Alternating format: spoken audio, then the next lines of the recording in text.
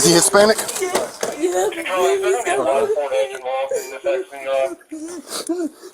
Well, hey folks, if you've been the victim of domestic violence, then I hope you'll think twice about watching this particular video. It deals with a Louisville, Kentucky woman who was chained to the floor of her home, all the while being threatened with murder as the alleged predator, her boyfriend, hacked her hair off with a machete.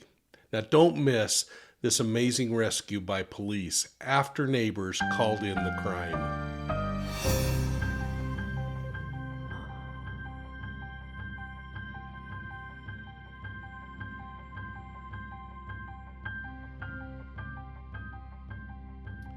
Well, welcome to Profiling Evil in this particular episode. I hope you'll take a moment, hit that like and subscribe button, and ring the bell.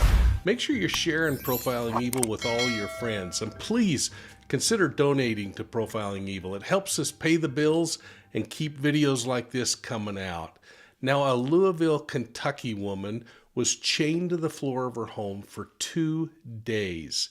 It was a rundown house, but it was in a neighborhood that was surrounded by caring neighbors who immediately called police when they heard her screams for help and when they saw her break out the window of her upper level home. Now, the police body cam video really tells the story best, and I want to refer to it right off the bat. It shows police officers arriving on the scene, trying to gain entry, even trying to kick the door down. But this house had been fortified from the inside. Couldn't get through windows on the main floor or through the door. Finally, police reached out to neighbors who had a ladder, and they used that ladder to climb up onto the roof and through that upper window into the room where they found this woman in this horrible scene. Let's watch.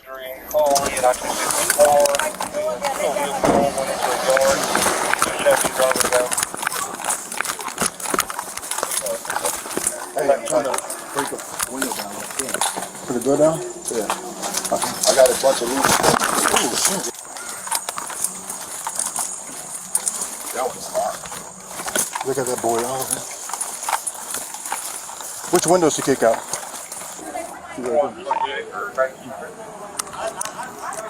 Where you see a ladder at? I got a ladder. The ladder was on the side. Is anybody else in there?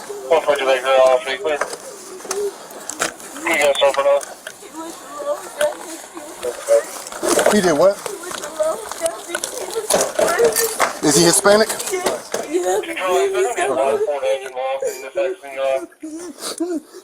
Where's the key out there? I know he's got it on his feet. And he's got it on his feet. But there's no one else in here, right? No, you can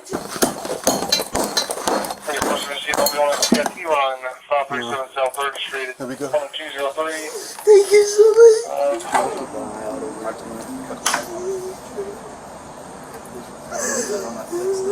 Now, I don't know if you were as deeply impacted by this woman's statements when the police officers approached her as I was, or while they were chopping that chain off with an axe that they found inside the house to try to free her.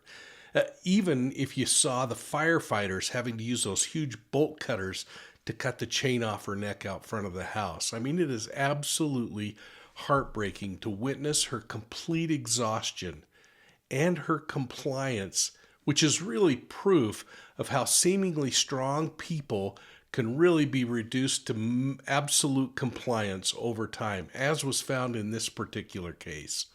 Well, last night I joined Dr. Rebecca Bailey, an amazing psychologist, with Ashley Banfield on News Nation to talk about the impact of these kinds of cases, and more importantly, and kind of specific to law enforcement, the impact on police officers, other first responders, court officers, and even social service workers. And in this particular one, I'm going to include Dr. Bailey's comments as we talk about the impact that these have on all of us. And frankly, including even you as you watch these kinds of videos. I want to bring in Mike King. Mike King is a retired homicide detective. There are nearly 30 years of experience. He hosts the very popular podcast Profiling Evil on the YouTube channel. And also Dr. Rebecca Bailey is a family psychologist. She helped one of America's most well-known kidnapping victims, J.C. Dugard, reintegrate after her ordeal. First, to the law enforcement angle. Mike, I was shocked. I feel like you'll be shocked even as a seasoned detective. But I guess the question is, you must have seen some of this stuff in your day. You know, Ashley, that's, I guess, the most disgusting thing is the toll that's placed on police officers, social service workers, folks like Dr. Bailey.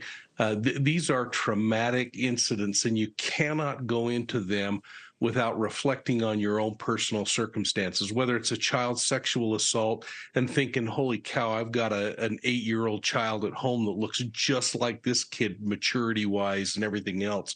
You carry that burden with you unless you have an ability and a system set up to have a bucket of goodness that you can tap from to go with all the ugliness that you experience in this profession. It could absolutely be debilitating. Dr. Bailey, tell me about it, because I heard out of this young woman's mouth, "I'm sorry, sir." As the police are rescuing her, she's apologizing to them, and I could hear the tremors in her voice. And you've had firsthand experience with J.C. Dugard and her rescue and, you know, her rehabilitation. Tell me what is in store for this young woman. Well, I just want to first, if it's okay, acknowledge what Mike said. And I think that's part of what you heard in the apology. Both Mike and I have experienced, I believe, victims and survivors who know the toll that it takes on the people that rescue them. And so they know what they look like, and they know how horrendous it is to see people in that state.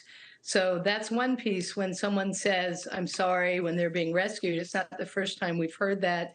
There's a lot ahead. There's gratitude for being alive and survival, and hopefully people will give her the space she needs to heal and to be allowed to be okay. The worst is behind her, and we all need to remember that. And she really can be okay. Will never be the same, but she can be okay. And the way I go on with this work, exactly what Mike says, is having what we call glimmers in my life, but also having the opportunity to see the other side of the horror. JC, even Elizabeth Smart, who's become a good friend of mine, and so many names that you never hear of, who can sit in my office or with me and my horses, and I hear the other side of recovery. So they can get there. That's the good news for us. And really, that's what I want to talk about for just a second, is the impact on people like you as you watch these kinds of things. Now, Ashley Banfield has seen a lot of stuff as a reporter over the years, but this one deeply impacted her, and she shared some of those emotions she was feeling in this horrible, dark cloud that comes over anybody that learns about these kinds of things. I want to watch as we go through that little process and see what it was as far as an impact to her, and I suspect many of you, with the idea that these kinds of things need to be equalized with good things in your life. So don't spend too much time looking at true crime. Make sure you're looking at some other kinds of videos that kind of bring a smile to your face and lighten the load. And get away from the computer from time to time and spend some time out enjoying the outdoors, walking or whatever. Let's watch. Yeah, oh, Dr. Bailey, I'm glad you said that, because I have felt sick all day about, you know, the future for this one, but the notion that they survived, the relief that they survived, because I am assuming that every moment they're chained, most of them believe that they'll never survive it. That's what Kayla Brown certainly had said. I want to play something if I can. I was astounded that Joanna Wilson decided to speak. She spoke to a local news crew in Louisville. But she wanted to have her say, and I just want to play a quick snippet of that. Take a look. I said, this is my only time. If I don't get free now, I'm going to be dead. So I got close enough to the window to kick it out and call for help. As soon as he locked that lock, I knew it was over. He took my phone. Every door was screwed shut. The fire departments couldn't even knock down the doors. That's how bad they were screwed. Every window he's got bolted. Every exit. There's no exit in the house. our conversation migrated to this actual crime that was happening in Louisville, and Ashley wanted to talk about the kind of predator that would do something like this. We reflected on some experiences I had with a serial killer named Robert Ben Rhodes, who I studied for years and even had the opportunity to interview for a very short period of time. Now, as I reflected on those experiences, I talked about Rhodes, who some law enforcement officers believe may have committed as many as 300 murders. We spoke about the pre-planning these kinds of predators go through and what must have gone into the preparation for a crime like this to happen. And I think this particular case really shows the amount of pre-planning that had to have gone into this decision that the predator made to chain this woman to the floor. Let's watch. She's just so incredibly brave. Mike, I was fascinated by the fact that you've actually spoken with a prolific serial killer who chained up his victims. His name was Robert Ben Rhodes. Did you get some insight from him about this? Rhodes is a very angry person, and the conversation was rather short. In fact, it ended with him throwing a phone across the room. But the thing that's so intriguing about these kinds of cases, and the thing that really is significant to me, Ashley, is that when you see things like that chain being bolted to the floor, him carrying a chain with you, that wasn't an afterthought. That wasn't a, hey, by the way, this might be a good idea. There was planning and preparation and fantasy that was involved in this whole thing. And it's going to be interesting as the days unfold, as we learn what other kinds of domestic violence was going on in this woman's life. It doesn't matter what her background is or what she's experienced or whether she's been involved in criminal activity. None of that matters. She deserved the right to not be victimized. And it's going to be interesting to see how the court pursues this one, and frankly, what the background is on this particular defendant now. Oh, boy. I mean, I can't wait to see what happens to this suspect in this case. This is just pure, unadulterated evil. Well, 2 days later, Metro Police arrested 36-year-old Moises May, and he's been charged with holding this woman hostage. Now, you saw her name on the video, so I'm not going to say it out of respect for her, but she chose to go public and have her name out there. So you can get that and you can dig further into the rabbit hole, including what her background is. But like I said, I don't think it makes a difference. She still didn't deserve to be victimized. Remember, this guy held her hostage. He held her on the ground and chopped her hair off with a machete.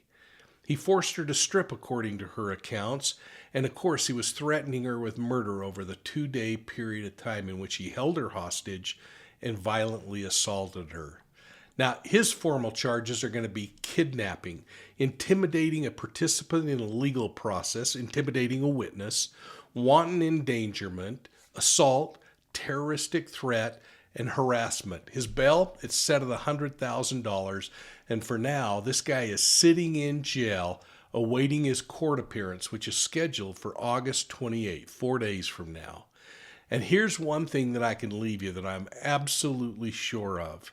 I'm absolutely confident while this guy sits in jail that he'll be eating 3 meals a day. He won't be chained around the neck, and he won't be chained to the floor.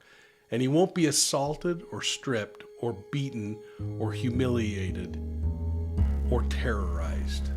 Now, what are your thoughts, folks? I hope you'll take a moment, put your comments down below, and be kind to each other. And if this was triggering, I really apologize. I hope you caught that warning in the beginning, because this is a tough one. Now, watch for Profiling Evil on Facebook, Instagram, Twitter, and YouTube. And if you like podcasts, make sure you're checking out Profiling Evil podcasts on your favorite podcast platform. Again, we appreciate your donations, so consider signing up for our channel memberships. My favorite is the Academy level, where you get a whole lot more for just a little more, and your donation really does help. You can also donate through PayPal, or you can go to our website at www.profilingevil.com. You can also donate there.